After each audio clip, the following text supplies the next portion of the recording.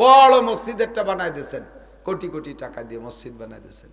মসজিদ বানায় দেওয়ার পরে আপনি ওর গায়েটা নেম প্লেট লিখে দিয়েছেন, অমকের বেটা নান্টু, নান্টু ইবনে মালিক ঠু ওঠা কলামার খেপর মিলিয়ে গেলে আর এক মুশকিল হয়ে যায় অনেক সময়। শিল্পপতি, কোটিপতি, ভগ্নিপতি, বড় মসজিদ একটা বানায় দিয়েছে শ্বশুর বাড়ি এলাকায়, অমকের জামাই অমক, অমকের বেটা অমক। মসজিদ বানাইলে কি জন্য? হাদিসে শুনছি, মামবানা মসজিদান লিল্লাহ বানাল্লাহু লাহু বাইতান ফিল জান্নাহ। যে ব্যক্তি আল্লাহর ঘর মসজিদ বানায় দেয়, আল্লাহ তার জন্য জান্নাতের ভিতরে একটা বালাখানা বানায় দেয়। কন্যা সুবহানাল্লাহ। তো বালাখানার লোভে মসজিদ বানাইছে, তো এই যে সাইনবোর্ডটা নাই লেখা, কয় যুগ যুগ ধরে থাকবে মসজিদ, মানুষই দেখবে যে কে বানাই গেছে। তাহলে এইটা কি তুমি আল্লাহর রাস্তে বানাইছো না মানসি দেখবে সেই জন্য বানাইছো? মানসি দেখবে আর প্রশংসা করবে সেই লোভে অকাত কিল, তা বলা হয়ে গেছে। জাহান্নামের গেটে দাঁড়াইয়া সর্বপ্রথম প্রত্যেক কাজের একটা উদ্বোধনী আছে না? এই যে আমাকে পদ্মা সেতু উদ্বোধন হয়েছে না, একজন কোরআন শরীফ পড়াইছে, সে যে কোরআন শরীফ পড়ছে ও কোরআন শরীফের ভিতরে নাই মনে হয়, আর রহমান সুরজা পড়ছে, আল্লাহ ওভাবে নাজিল করি নেই, ওকে নিজেকে কায়দা বানাইছে। এর একটা উদ্বোধনী আছে, প্রত্যেকটা কাজের এটা ভালো কাজ করলে একটা স্থাপনার উদ্বোধনী আছে। তো আল্লাহ পাক জান্নাত বানাইছে, তার উদ্বোধন করবেন বিশ্বনবী মুহাম্মদুর রাসূলুল্লাহ সাল্লাল্লাহু আলাইহি ওয়াসাল্লাম এবং আশারায়ে মুবাশশারা 10 জন জান্নাতের সুসংবাদ প্রাপ্ত মানুষ দিয়ে আল্লাহ তাআলা জান্নাতকে উদ্বোধন করবেন। আর জাহান্নাম উদ্বোধন কর, জাহান্নাম একটা উদ্বোধনী পাবে না, জাহান্নাম উদ্বোধন করবে কি কাকে দিয়ে? 3 শ্রেণীর মানুষ দিয়ে। কয় শ্রেণী? একটু খেয়াল রাখেন, কয় শ্রেণী? 3 শ্রেণী। আল্লাহ যেন আমার ওই 3 শ্রেণীর মধ্যে না রাখে, বলেন আমিন। 1 শ্রেণীর মানুষ হলো সর্বপ্রথম সুহাদা, 1 নম্বরে শহীদ।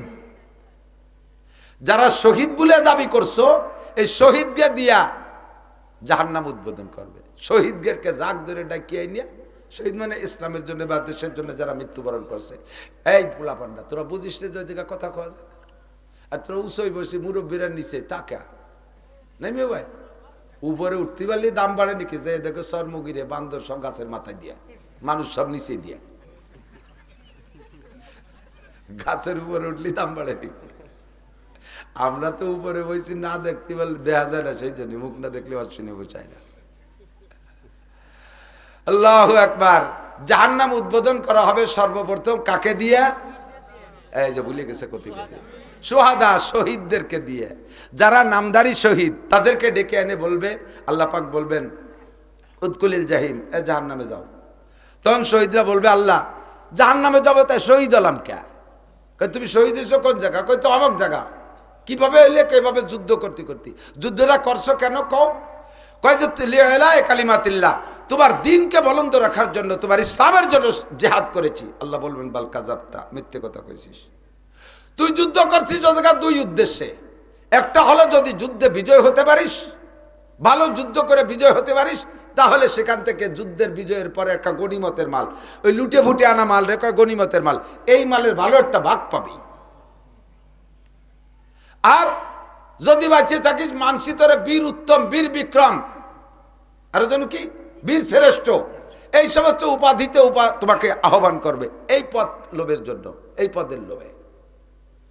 তুমি শহীদ হয়েছে, তুমি যুদ্ধ করেছো, যদি তুমি বিজয় হয়ে জিতে আসতে পারো, তাহলে দীর্ঘকাল পর্যন্ত ওই যুদ্ধের একটা মুক্তিযোদ্ধা বা যুদ্ধার একটা কুঠা হবে, ওই কুঠা দিয়ে খাবা, সেই জন্য তুমি যুদ্ধ করছো,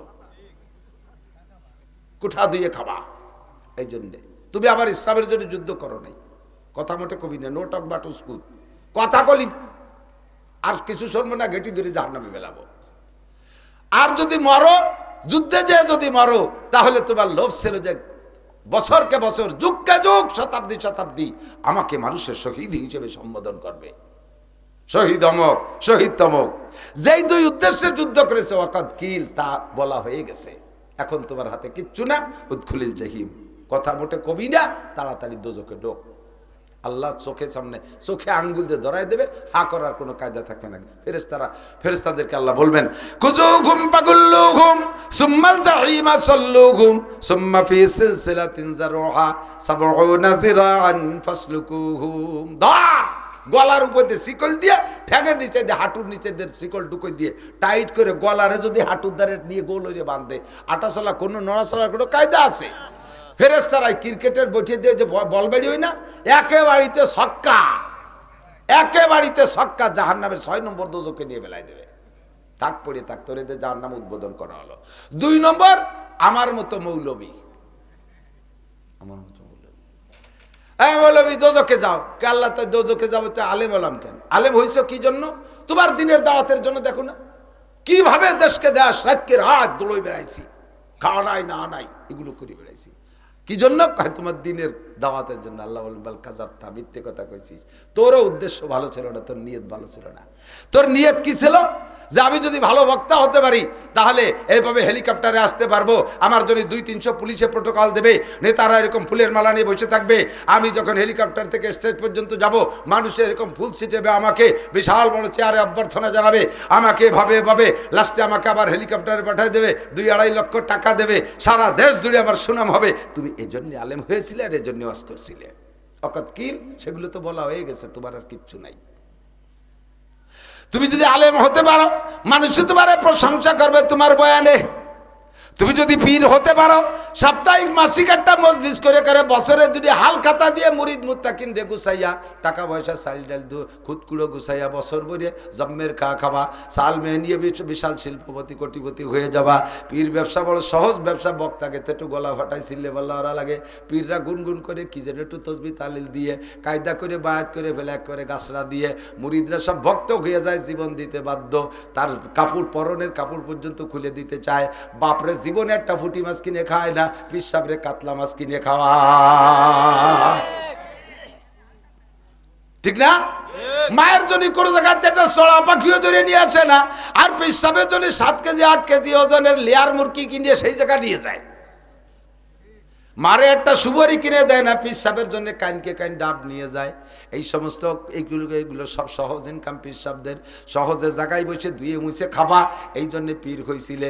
সবগুলো খাওয়া শেষ, তাড়াতাড়ি কথা মতো কবিনের দোজখে যা, নাহলে কিন্তু বাড়ির অভাব হবে না। আমার মতো মৌলবীকে আমার মতো পীর রে ভাবে দেবে, আবার আমরাই বয়ান করি। যদি বার্মার মুসলমানদের হালাত দেখতেন তাহলে বুঝতেন যে আপনারা কত শান্তিতে আছেন। আমি কিছুদিন আগে সিজনে টেকনাফ গিয়েছি মাহফিলে, শ্রোতা সবই বার্মিজ, স্থানীয় চট্টগ্রামের টেকনাফের সামান্য 2-4 জন, কয়েক হাজার শ্রোতা সবই বার্মিজ, রোহিঙ্গা। আমাদের মতোই তাদের স্বাস্থ্য চেহারা, ভাষা তারা বোঝে, চট্টগ্রামের ভাষার এই বাংলা রোহিঙ্গাদের ভাষা একই। তো আমরা শুদ্ধ বাংলা বললে তারা বোঝে, সম্পূর্ণ বলতে না পারলেও বয়ান শুনে। মুরব্বীরা যে কিভাবে কাঁদে এসে গলা জড়ায় ধরে যে হুজুর মাতৃভূমি ছেড়ে চলে আসছি, বাংলাদেশ সরকার যত্ন করতেছে, খাইতে দিচ্ছে, জাগা দিচ্ছে, দিয়েতে তো মজা পাই না। গরুরে যদি খাটে সুতি দেয়, গরু আপনার বাড়ির আড়িয়েটা খুব লাইলে ফেলে 16-18 লাখ টাকা দামের আড়িয়ে, এরে যদি কন যে আমিও খাটে থাই, তুই একখান খাটের পর উঠে শো, গরু কি খাটে শান্তি পায়? ও গুলি মজা পায়, ঠিক না? কুল্লু শাইইন ইয়ারজু ইলা আসলিহি, প্রত্যেকটা ব্যক্তি বা বস্তু তার আসলের দিকে আকর্ষণ থাকে, প্রত্যাবর্তিত হয়। আসলের টান আলাদা টান। আপনার নিজের বাড়ি ছোট্ট কুড়ে ঘর, সোনের ঘর, খড়ের ঘর বানাইছেন, খেজুরির পাটি বিছে, এই শোন খাট পালং নাই। আপনাকে যদি ওই প্রেসিডেন্টের বাড়ি বা শেখ হাসিনা খালেদা জিয়ার বাড়িও সতী দেয়, বেশির বেশি 1 রাত 2 দিন পরে তে মন টানবে, বাড়ি যাবো কন্যা, এতে বাইরতি দেয় না কে, ঠিক না? প্রত্যেকের নিজ মাতৃভূমির টানই আলাদা। বিশ্বনবী মুহাম্মদুর রাসূলুল্লাহ সাল্লাল্লাহু আলাইহি ওয়াসাল্লাম আল্লাহর হুকুমে মক্কা ছেড়ে মদিনার দিকে হিজরত করলেন। মক্কিরা হাজারো নির্যাতন করেছে, আর মাদানীরা হুজুরকে অফার দিচ্ছেন, আহ্বান করতেছেন, যত্ন করার জন্য বিভিন্ন প্রকারে প্রলোভন দিচ্ছেন। মদিনার নারী আর পুরুষ রাস্তায় চলে আসছে হুজুরকে ইস্তেকবাল, অভ্যর্থনা জানানোর জন্য। এ খবর হুজুর পেয়েছেন। কয়েকদিন পর্যন্ত তারা বারবার মদিনা থেকে মদিনা থেকে কুবা পর্যন্ত আসা যাওয়া করে। কুবাওয়ালারা একটু পথে আগায় যায় যে কোন পথে নবী আসবে, কোন পথে নবী আসবে। নবীকে আল্লাহ হুকুম করলেন, বেরোয় গেলেন। ফিরে মক্কা থেকে যাওয়ার সময় বারবার খালি মক্কার দিকে ফিরে তাকায়। জিব্রাইলকে, হুজুর এদিক তাকান কে? কয় ভাই জিব্রাইল, ভালো লাগে না, ছেড়ে যাইতে ভালো লাগে না, আমার জন্মভূমি এটা, মাতৃভূমি এটা। তো পরাধীন বার্মিজ বুদ্ধ সরকারের অধীনে থেকে তারা ধর্মীয় কাজগুলো ঠিকমতো করতে পারে নাই। বার্মায় বহুত বড় বড় মাদ্রাসা আছে এবং অনেক হাজার হাজার ওলামাই কেরাম। বহুত ওলামাই কেরামের সাথে টেকনাফ কক্সবাজার গেলে দেখা হয়, কি যে কান্নাকাটি করে, বড় বড় মাদ্রাসা ফেলায় রেখে চলে আসছে। স্বাধীনতা নেই। যারা স্বাধীনভাবে আছেন এখন, আমরা যতদিন এই স্বাধীনতা আছে অতদিন পর্যন্ত স্বাধীনতার স্বাদ নিজেরা উপলব্ধি করতেছি না। উপভোগ করে যাচ্ছি কিন্তু উপলব্ধি করতে পারতেছি না। কাদরে নেয়ামত বাদে জাওয়াল, ফার্সিতে বলে নেয়ামতের মর্যাদা বুঝে আসে চলে যাওয়ার পরে, নিয়ামত হাতে থাকতে বুঝে আসে না। কতক্ষণ আব্বা মা সামনে আছে, বড় নিয়ামত সামনে আছে, তাদের কদর কি করতে হবে এটা বুঝে আসে না, বরঞ্চ টাকা চাইলে ঝাড়ি মারি। ওষুধ কিনে দিতে কইলে কয় খালি কি ছেলে আমি একা নাকি, আর কোনোটা নাই? এরম কনেওয়ালা ছেলে আসে না নাই? এরম আব্বা বিপদে পড়া আব্বা আসেন না নাই? আসেন না?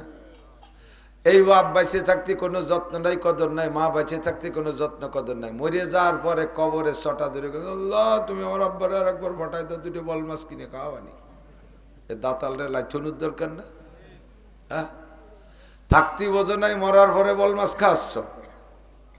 কদরে নেয়ামত বাদে জাওয়াল বোঝে তখন নিজে, যতদিন ছেলে ছিল উপরে আব্বা ছিল অতদিন বোঝে নাই আব্বার কদর। আব্বা চলে যাওয়ার পর যখন নিজে আব্বা হয়েছে, এবার ওনার কথা ছেলেরে শোনে না, সেই সময় বোঝে যে আব্বা থাকতে কি কায়দা ছিল। ঠিক না? স্বাধীনতা আছে বিদায় টের পাচ্ছে না। একটু যান ফিলিস্তিন গাজার মুসলমানদের কাছে, একটু খবর নেন। সবাই উদাস। বেকাসে সুদ্দিনে আহমদ হিচে জোরায়ারে নিস, বেকাসে সুদ্দিনে আহমদ হিচে জোরায়ারে নিস, হর কাসে বা কারে খুদ শুদ বদিনে আহমদ কারে নিস। চেহারা দেখে বুঝতেছি বাবা, প্রত্যেকটা মানুষ যার যার পেঁয়াজ রসুন নিয়ে ব্যস্ত,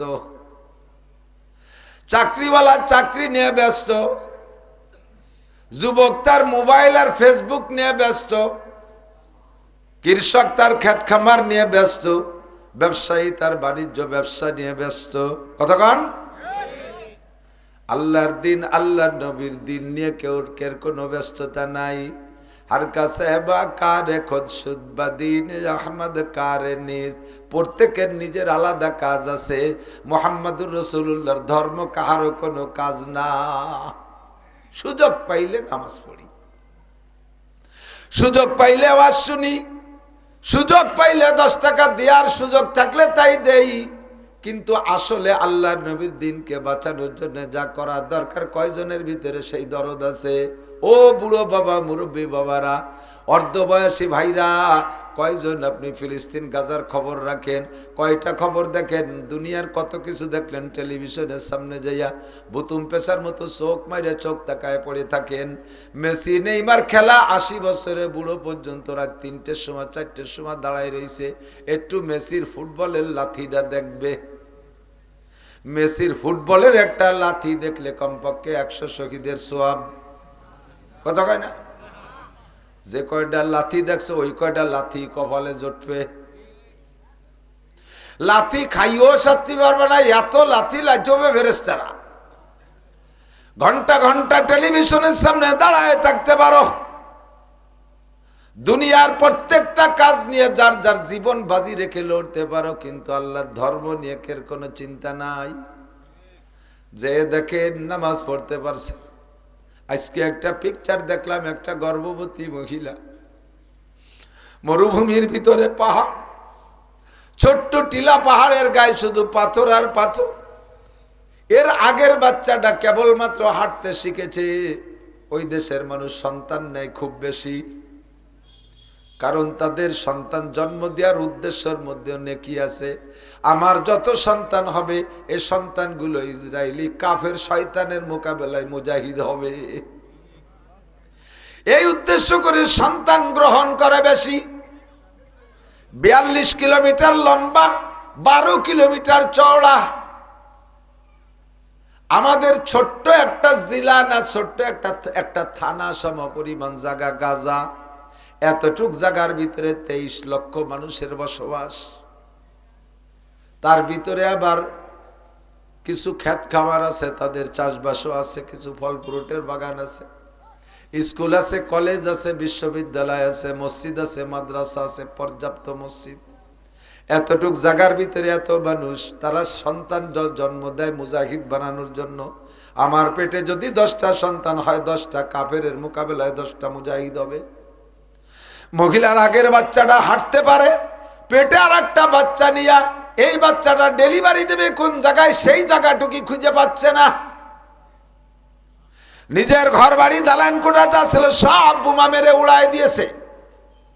একটু তাবুর মধ্যে মাথা গুজেছিল, তাবুটাও বোমা মেরে পোড়ায় ছাই করে দিয়েছে। স্বামীটা বাচ্চা পেটে রেখে কোন জায়গাতে কোন মাঠে শহীদ হয়ে গেছে খবর নেই। আব্বা মা মায়ের মহিলারা গর্ভধারণ করলে তাব্বা স্বামীর কাছে আর মায়ের কাছে থাকতে তৃপ্তি বোধ করে। মাও কোথায় শহীদ হয়ে গেছে, স্বামীটা কোথায় চলে গেছে খবর নাই। ছোট একটা বাচ্চা কোলে করে নিয়ে মরুভূমির ভিতরে পাহাড়ের উপরে গড়াগড়ি খাচ্ছে। বাচ্চা ডেলিভারি দেওয়ার যন্ত্রণায় ভুগছে। এই বাচ্চাটা ডেলিভারি হবে যার বাচ্চা, সে তো ধরতে পারে না। একটা ধাত্রী লাগে, কাছে একটা ধাত্রীও নাই। এ বাঙালি মা বোনরা, পর্দার আড়ালে বসে কান লাগাও। কিছুই করতে পারবা না, কিছু করতে পারবা না, তবে দোয়া মোনাজাত তো করা যেতে পারে। ভিতরে একটু ব্যথা আর একটু জ্বালা ভিতরে তৈরি করতে পারে। कल्ब में सोज नहीं, रूह में एहसास नहीं, कुछ भी पैगाम मोहम्मद का तुझे पास नहीं, कुछ भी पैगाम मोहम्मद का तुझे पास नहीं। ভিতরে জ্বালা নাই, অন্তরে ব্যথা নাই, আগাগোড়ায় সুন্নত নাই, শরীয়তের কোনো কিছু আমার তোমার মধ্যে নাই। আবার তুমি উম্মতে মুহাম্মাদি দাবি করে বসে থাকো, কিয়ামতের ময়দানে জবাব দেওয়া লাগবে বিশ্ব নবীর কাছে। কমপক্ষে যদি অন্তরে একটু জ্বালাও তৈরি করতে না পারি, হাতে পারি না, মুখে পারি না, কমপক্ষে একটু জ্বালা তো তৈরি করতে পারি কি পারি না? আমার পিএস থাক, রসুন থাক, পাট থাক, চাষ বা সব থাক, সব লাথি মারতে বাধ্য। আমার নবীকে যারা নবী মানে না, আমার আল্লাহকে যারা আল্লাহ মানে না, আমার কোরআনকে যারা বিশ্বাস করে না, নবী পাকের হাদিস যারা মানে না, আমার নবীর ইসলামকে যারা পদদলিত করে, তাদের বিপক্ষে লড়াই করার জন্য আমার সবডিতে 24 ঘন্টা আমি প্রস্তুত। রেডি আছেন? রেডি আছেন? আগামীকাল সকালবেলা আপনাদের এটা কোন থানা? সালতায় যদি আন্দোলন করা হয়, মিটিং করা হয়, মিছিল করা হয়, বিক্ষোভ করা হয়, যাতে রেডি আছেন? কারা কারা? মিথ্যে কথা হাত উঠবেন না, মুনাফেকে আর দেখতে চাই না। বহুত মুনাফেকে দেশটা ভরে গেছে। সবচেয়ে বড় বিশ্ব গাদ্দার, মাশাআল্লাহ হাত নামান, বিশ্ব গাদ্দার তুরস্কের প্রেসিডেন্ট এরদোগান। মুনাফেক সারা বিশ্বের ভিতরে সবচাইতে বড় সমাবেশ করেছে ইসরায়েলের বিপক্ষে। এই মুনাফেক বিশ্বের সবচাইতে প্রথম ইসরায়েলি পণ্য বর্জন করার জন্য ঘোষণা দিয়েছে। ইসরায়েলের থেকে কূটনীতি সম্পর্ক ছিন্ন করার জন্য সেখান থেকে তাদের দূতকে উঠাই নিয়ে আসছে, রাষ্ট্রদূতকে উঠাই নিয়ে আসছে। বাহ্যিকভাবে সবগুলো দেখাইছে, অথচ তলে তলে ইসরায়েলকে হাজার হাজার লক্ষ লক্ষ অস্ত্র দিয়েছে। এই মুনাফেকটা ধরা পড়ে গেছে। আগে দেখতেন মুনাফেকের অনেক বক্তব্য, এদানিং দেখবেন যে মুনাফেকের কোনো বক্তব্য নাই, ফেসবুকে ইউটিউবে আসে না। ইন্নাল মুনাফিকিনা ফিদ দারকিল আসফালি মিনান নার। হে আমার প্রাণপ্রিয় বন্ধু যুবকরা, এই ময়দানে কাজ করবে কি শুধু হুজুররা না, আমরা সবাই। মুসলমান নাম যার আছে সেই হবে মর্দে মুজাহিদ। ভারতের ভিতরে এক সাধু, এক বড় হিন্দু পণ্ডিত আল্লাহ নবীর বিপক্ষে নবী পাকের চরিত্রের সমালোচনা করিয়া বই একটা লেখছে, রঙ্গিলায় রসুল। রঙ্গিলায় রসুল বইয়ের ভিতরে আমার নবীর চরিত্র নিয়ে পর্যাপ্ত সমালোচনা করেছে। উলামায়ে কিরাম দুঃখিত, মুসলমানরা দুঃখিত, সব যার যার জায়গায় দুঃখিত, কিন্তু অ্যাকশনে কে যাবে? কলেজে পড়ুয়া এক যুবক, দাড়িও নাই তার মুখে, গায়ে তার জুব্বাও নাই, মাথায় টুপিও নাই, পাগড়িও নাই। যুবক কায়দা কইরা একটা ছোট্ট তরবারি তার যে কোনো ভাবে লুকাই নিয়া এই রঙ্গিলাই রসুলের সেই লেখকের বাসার কাছে যাইয়া খুঁজতে খুঁজতে তার বাসার কাছে যে জিজ্ঞেস করছে এইটা কি অমুকের বাসা? বলে জি। ঢোকার পথ কি কই তো গেট। ভিতরে ঢুকে যেয়ে দেখে সাধু বসা, এত বড় ভুড়ি। এ তোমার নাম কি? এই বলে জি আমার নাম এই। তুমি কি রঙ্গিলাই রসুলের লেখক? শিওর হয়ে নিচ্ছে, একজনে মারতে পারে একজনের না মারে। তুমি কি রঙ্গিলাই রসুলের লেখক? বলে জি। তাহলে তুমি আমার নবীর শানে এত বড় গুস্তাখ ভাষা কেন লিখেছ? সাধুতে একটু ভয় পেয়ে কথা বলে না। তার ভারতবর্ষ, তার হিন্দুস্তান, হিন্দুদের প্রাধান্য, হিন্দু ক্ষমতায়। একটা মুসলমানের সামনে কি বলবে তার ভয়ের কিছুই না। বুক টান টান করে বলতেছে সবই আমি করেছি, আরো বহুয়া বাকি আছে তোমার নবীর চরিত্র সম্পর্কে, সামনে এডিশনে সেগুলো সংযোগ করা হবে। এবার যুবক কয় সামনে এডিশন হবে তোর জাহান্নামে যাইয়া, সামনে এডিশন ছাপা হবে তোরে জাহান্নামে পাঠায় দেব, সেখানে লিখবি। বলেই ভুড়ির ভিতরে বসায় দিছে। বলেন আল্লাহু আকবার। হাত উঁচিয়ে বলেন আল্লাহু আকবার। এডিশন করাবি, তোর এডিশন বাড়াবি জাহান্নামে যাইয়া সাড়ে শয়তান। একে কোপে ভুড়ি দুই ভাগ করে নাড়িটা হুজুড়িটা বেরোয় ফেলাইছে, জায়গায় জাহান্নামে চলে গেছে। লেপাল্লা সরগোল চতুর্দিক দিয়ে হিন্দু এসে অ্যারেস্ট করে ফেলাইছে, একেবারে ফিল্ড অ্যারেস্ট, স্পট অ্যারেস্ট ধরিয়ে নিয়ে চলে গেছে। ট্রাইব্যুনাল কোর্ট দ্রুত গতিতে বিচার কার্যক্রম শুরু হয়ে গেছে। তারিখও নির্ধারণ হয়ে গেছে, যুবকরে ফাঁসি দিতে হবে। আল্লাহু আকবার। যদি কের নামে ফাঁসির পরোয়ানা জারি হয়ে যায়, তার কি খুশি দুঃখ লাগে না আনন্দ লাগে? সে খুশি না বেজার? বেজার না, বেজারের শেষ আছে। তারিখ পড়ে গেছে, টাইম হয়ে, এই টাইমে ফাঁসি হবে। এর আগে কি তার চেহারার ভিতরে হাসি অনুভব করা যাওয়া সম্ভব? কাঁদবে, চেহারা বিবর্ণ হয়ে যাবে। কিন্তু যুবক হাসি খুশি ভাব, হাসি খুশি ভাব, অট্ট হাসছে না, চেহারার ভিতরে একটা উজ্জ্বলতা ভাব। একজন তাকে জিজ্ঞাসা করলো একটু পরে বা একটু আগামীকাল তোমার ফাঁসি হবে, আজকেই তোমার ফাঁসি হবে, তুমি হাসছো কেন, খুশি কেন? বেজারের কি আছে? গত রাত্রে আমি স্বপ্নে দেখি বিশ্বনবী মুহাম্মদুর রাসূলুল্লাহ সাল্লাল্লাহু আলাইহি ওয়াসাল্লাম আমার অপেক্ষায় জান্নাতের গেটে দাঁড়িয়ে আছে। আমি আজকে ফাঁসি হয়ে যাওয়ার সঙ্গে সঙ্গে আমার রূহটা আমার নবীর সাথে সাক্ষাৎ হবে। গত রাত্রে নবী আমাকে নিজেই বলেছেন আমার জন্য জান্নাতের গেটে দাঁড়িয়ে অপেক্ষা করতেছে। আরে এই ক্ষুদ্র নগণ্য দুনিয়ায় আমার বেশি দিন থাইকা কি লাভ? যত তাড়াতাড়ি আমি মরতে পারি তত তাড়াতাড়ি নবী পাকের সাথে জান্নাতে থাকবো। আমার কান্নার কি আছে, হাসি ছাড়া? কথা বলুন ঠিক কি ঠিক না? হ্যাঁ বাঙালি যুবক, দুনিয়ার জন্য বহু কিছু করেছ, এই দেশে ক্ষমতায় প্রতিষ্ঠিত হওয়ার জন্য সমন্বয় আন্দোলন করেছ, ক্ষুদ্র বাংলাদেশের জন্য আপনারা একদল, সেই সময় যারা ছিলেন আপনারা মুক্তিযুদ্ধ করেছেন।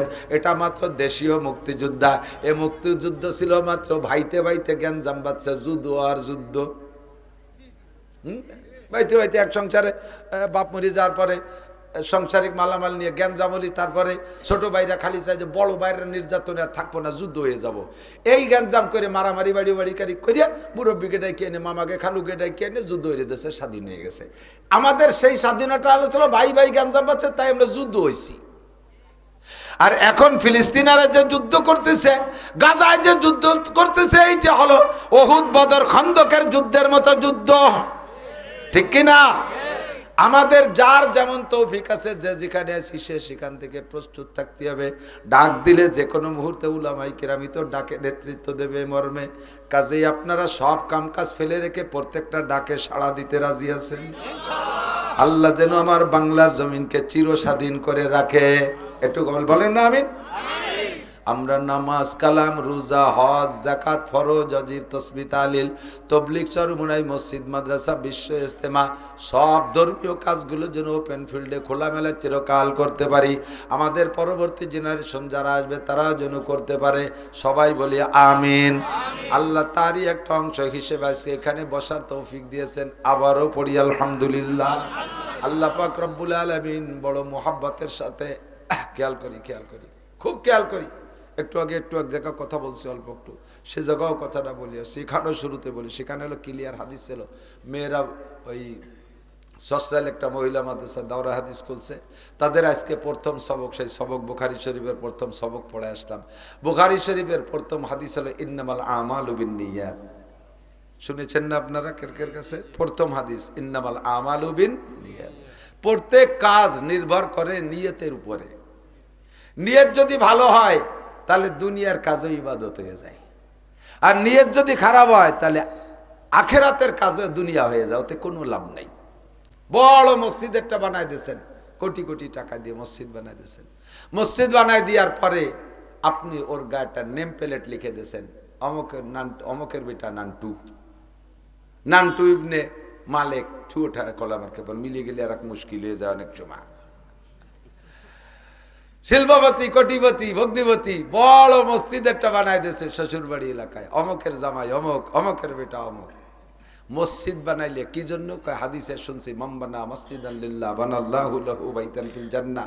যে ব্যক্তি আল্লাহর ঘর মসজিদ বানায় দেয়, আল্লাহ তার জন্য জান্নাতের ভিতরে একটা বালাখানা বানায় দেয়। কন্যা সুবহানাল্লাহ। তো বালাখানার লোভে মসজিদ বানাইছে, তো এই যে সাইনবোর্ডটা নাই লেখা, যুগ যুগ ধরে থাকবে মসজিদ, মানসি দেখবে যে কে বানাই গেছে। তাহলে এইটা কি তুমি আল্লাহর রাস্তে বানাইছো না মানসি দেখবে সেই জন্য বানাইছো? মানসি দেখবে আর প্রশংসা করবে সেই লোভে অকাত কিল, তা বলা হয়ে গেছে। জাহান্নামের গেটে দাঁড়াইয়া সর্বপ্রথম প্রত্যেক কাজের একটা উদ্বোধনী আছে না? এই যে আমাকে পদ্মা সেতু উদ্বোধন হয়েছে না, একজন কোরআন শরীফ পড়েছে, সে যে কোরআন শরীফ পড়ছে ও কোরআন শরীফের ভিতরে নাই মনে হয়, আর রহমান সুরজা পড়ছে, আল্লাহ ওভাবে নাজিল করি নেই, ওকে নিজেকে কায়দা বানাইছে। এর একটা উদ্বোধনী আছে, প্রত্যেকটা কাজের এটা ভালো কাজ করলে একটা স্থাপনার উদ্বোধনী আছে। তো আল্লাহ পাক জান্নাত বানাইছে, তার উদ্বোধন করবেন বিশ্বনবী মুহাম্মদুর রাসূলুল্লাহ সাল্লাল্লাহু আলাইহি ওয়াসাল্লাম এবং আশারায়ে মুবাশশারা 10 জন জান্নাতের সুসংবাদ প্রাপ্ত মানুষ দিয়ে আল্লাহ তাআলা জান্নাতকে উদ্বোধন করবেন। আর জাহান্নাম উদ্বোধন কর, জাহান্নাম একটা উদ্বোধনী পাবে না? জাহান্নাম উদ্বোধন করবে কি, কাকে দিয়ে? 3 শ্রেণীর মানুষ দিয়ে। কয় শ্রেণী? একটু খেয়াল রাখেন, কয় শ্রেণী? 3 শ্রেণী। আল্লাহ যেন আমার ওই 3 শ্রেণীর মধ্যে না রাখে, বলেন আমিন। 1 শ্রেণীর মানুষ হলো সর্বপ্রথম সুহাদা, 1 নম্বরে শহীদ। যারা শহীদ বলে দাবি করছো, এই শহীদকে দিয়া জাহান্নাম উদ্বোধন করবে। শহীদদেরকে জাগ ধরে ডাকিয়ে নিয়ে, শহীদ মানে ইসলামের জন্য বা দেশের জন্য যারা মৃত্যুবরণ করছে। এই পোলাপান্ডা, তোরা বুঝিস না যে জায়গা কথা কওয়া যায় না, আর তোরা উঁচই বসে মুরব্বীরা নিচে টাকা নেমে ভাই উপরে উঠতে পারলে দাম বাড়ে নাকি? যে দেখো সরমুগিরে বান্দর সব গাছের মাথায় দিয়া, মানুষ সব নিচে দিয়া, গাছের উপরে উঠলে দাম বাড়ে নাকি? আমরা তো উপরে বসি, না দেখতে পারলে দেখা যায় না, সেই জন্য মুখ না দেখলে অশ্বিনী বোঝায় না। আল্লাহু আকবার। জাহান্নাম উদ্বোধন করা হবে সর্বপ্রথম কাকে দিয়ে? এই যে ভুলে গেছে কতিপয় সুহাদা, শহীদদেরকে দিয়ে। যারা নামদারি শহীদ তাদেরকে ডেকে এনে বলবে, আল্লাহ পাক বলবেন উদকুলিল জাহিম, এ জাহান্নামে যাও। তখন শহীদরা বলবে, আল্লাহ জাহান্নামে যাবো, তাই শহীদ হলাম কে? তুমি শহীদ হয়েছো কোন জায়গা? কই তো অমক জায়গা। কিভাবে এলে? কিভাবে যুদ্ধ করতে করতে। যুদ্ধটা করছো কেন কও? কয় যে কালিমাতিল্লাহ, তোমার দিনকে বলন্দ রাখার জন্য, তোমার ইসলামের জন্য জিহাদ করেছি। আল্লাহ বলবেন বাল কাযাবতা, মিথ্যে কথা কইছিস। তুই যুদ্ধ করছিস দুই উদ্দেশ্যে। একটা হলো যদি যুদ্ধে বিজয় হতে পারিস, ভালো যুদ্ধ করে বিজয় হতে পারিস, তাহলে সেখান থেকে যুদ্ধের বিজয়ের পরে একটা গনিমতের মাল, ওই লুটে ফুটে আনা মাল রেখে গনিমতের মাল, এই মালের ভালো একটা ভাগ পাবি। আর যদি বাঁচিয়ে থাকিস, মানসি তোরে বীর উত্তম, বীর বিক্রম, আর যেন কি বীর শ্রেষ্ঠ, এই সমস্ত উপাধিতে তোমাকে আহ্বান করবে, এই পদ লোভের জন্য, এই পদের লোভে। তুমি শহীদ হয়েছে, তুমি যুদ্ধ করেছো, যদি তুমি বিজয় হয়ে জিতে আসতে পারো তাহলে দীর্ঘকাল পর্যন্ত ওই যুদ্ধের একটা মুক্তিযোদ্ধা বা যুদ্ধার একটা কুঠা হবে, ওই কুঠা দিয়ে খাওয়া, সেই জন্য তুমি যুদ্ধ করছো, কুঠা দিয়ে খাওয়া এই জন্যে। তুমি আবার ইসলামের জন্য যুদ্ধ করো নাই, কথা মোটে কবি না, নো টক বাট স্কুল, কথা কলি আর কিছু শুনবো না, গেটি ধরে জাহান্নামে মেলাবো। আর যদি মরো, যুদ্ধে যে যদি মরো, তাহলে তোমার লোভ ছিল যে বছরকে বছর, যুগকে যুগ, শতাব্দী শতাব্দী আমাকে মানুষের শহীদ হিসেবে সম্বোধন করবে, শহীদ অমক, শহীদ তমক। যেই দুই উদ্দেশ্যে যুদ্ধ করেছে ওয়াকাদ কিল, তা বলা হয়ে গেছে। এখন তোমার হাতে কিচ্ছু না, উদখুলিল জাহিম, কথা মোটে কবি না, তাড়াতাড়ি দোজখে ঢোক। আল্লাহ চোখের সামনে, চোখে আঙ্গুল দিয়ে ধরাই দেবে, হা করার কোনো কায়দা থাকবে না। ফেরেশতাদেরকে আল্লাহ বলবেন, খুজুহুম ফাগুল্লুহুম সুম্মাল জাহিমা সাল্লুহুম সুম্মা ফি সিলসিলাতিন যারউহা ৭০ যিরাআন ফাসলুকুহুম। ধর, গলার উপর দিয়ে শিকল দিয়ে, ঠ্যাঙের নিচে দিয়ে, হাঁটুর নিচে দিয়ে শিকল ঢুকিয়ে দিয়ে টাইট করে গলারে যদি হাঁটুর দ্বারে নিয়ে গোল হয়ে বাঁধে, আটাচলা কোনো নড়াচলার কোনো কায়দা আছে? ফেরেশতারাই ক্রিকেটের বসিয়ে দিয়ে যে বল বেরি হয় না, একেবাড়িতে ছক্কা, একেবাড়িতে ছক্কা, জাহান্নামের ৬ নম্বর দোজখে নিয়ে বেলায় দেবে। থাক পড়ে থাক, তোর এদের জাহান্নাম উদ্বোধন করা হলো। ২ নম্বর, আমার মতো মৌলবী, আমার মতো মৌলবী দোজখে যাও কে? আল্লাহ তো দোজখে যাবো, তো আলেম হলাম কেন? আলেম হইছ কি জন্য? তোমার দিনের দাওয়াতের জন্য। দেখো না কিভাবে দেশকে দেশ, রাতকে রাত দৌড়ই বেড়াইছি, খাওয়া নাই না নাই এগুলো করে বেড়াইছি। কি জন্য? তোমার দিনের দাওয়াতের জন্য। আল্লাহ বলেন বাল কাযাবতা, মিথ্যে কথা কইছিস, তোরও উদ্দেশ্য ভালো ছিল না, তোর নিয়ত ভালো ছিল না। তোর নিয়ত কি ছিল? যে আমি যদি ভালো বক্তা হতে পারি তাহলে এইভাবে হেলিকপ্টারে আসতে পারবো, আমার জন্য ২০০-৩০০ পুলিশে প্রোটোকল দেবে, নেতারা এরকম ফুলের মালা নিয়ে বসে থাকবে, আমি যখন হেলিকপ্টার থেকে স্টেজ পর্যন্ত যাব মানুষের এরকম ফুল ছিটেবে, আমাকে বিশাল বড় চেয়ারে অভ্যর্থনা জানাবে, আমাকে এভাবে লাস্টে আমাকে আবার হেলিকপ্টারে পাঠিয়ে দেবে, ২-২.৫ লক্ষ টাকা দেবে, সারা দেশ জুড়ে আমার সুনাম হবে। তুমি এজন্য আলেম হয়েছিলে আর এজন্য ওয়াজ করছিলে। অকাত কিল, সেগুলো তো বলা হয়ে গেছে, তোমার আর কিচ্ছু নাই। তুমি যদি আলেম হতে পারো, মানুষ তোমার প্রশংসা করবে তোমার বয়ানে। তুমি যদি পীর হতে পারো, সাপ্তাহিক মাসিক একটা মজলিস করে বছরে 2 হাল খাতা দিয়ে মুরিদ মুত্তাকিন রে গুছাইয়া, টাকা পয়সা চাল ডাল খুদকুড়ো গুছাইয়া বছর ভরে জম্মের খাওয়া, চাল মেয়ে নিয়ে বিশাল শিল্পপতি কোটিপতি হয়ে যাবা। পীর ব্যবসা বড় সহজ ব্যবসা, বক্তাকে তো একটু গলা ফাটাই ছিললে বললা ওরা লাগে, পীররা গুনগুন করে কি যেন একটু তসবি তালিল দিয়ে, কায়দা করে বায়াত করে ফেলে করে গাছরা দিয়ে, মুরিদরা সব ভক্ত হয়ে যায়, জীবন দিতে বাধ্য, তার কাপড় পরনের কাপড় পর্যন্ত খুলে দিতে চায়। বাপরে জীবনে একটা ফুটি মাছ কিনে খায় না, পীর সাহেবরে কাতলা মাছ কিনে খাওয়া, ঠিক না? মায়ের জন্য কোনো জায়গাতে একটা চড়া পাখিও ধরে নিয়ে আসে না, আর পীর সাহেবের জন্য 7 কেজি 8 কেজি ওজনের লেয়ার মুরগি কিনে সেই জায়গা নিয়ে যায়। মারে একটা সুবরি কিনে দেয় না, পীর সাহেবের জন্য কাইনকে কাইন ডাব নিয়ে যায়। এই সমস্ত এগুলো সব সহজ ইনকাম পীর সাহেবদের, সহজে জায়গায় বসে ধুয়ে মুছে খাবা, এই জন্য পীর হয়েছিলে। সবগুলো খাওয়া শেষ, তাড়াতাড়ি কথা মতো কবিনে দোজখে যা, নাহলে কিন্তু বাড়ির অভাব হবে না। আমার মতো মৌলবীকে, আমার মতো পীর রে ভাবে দেবে, আবার আমরাই বয়ান করি।